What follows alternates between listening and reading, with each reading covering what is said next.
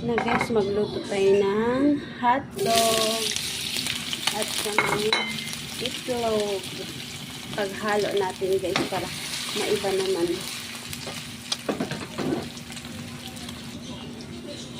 Haluin lang natin guys hanggang sa maluto, tapos ilagay natin yung itlog para maiba naman yung almusal ng mga chikiting ko guys.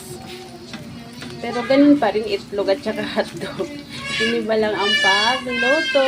Ang ingay ng mga anak ko guys, nag-aaway sa TV.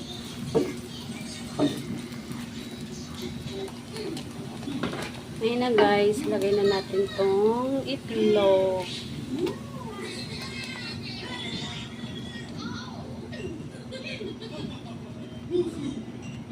Para maiba lang yung luto guys sa itlog at saka hotdog.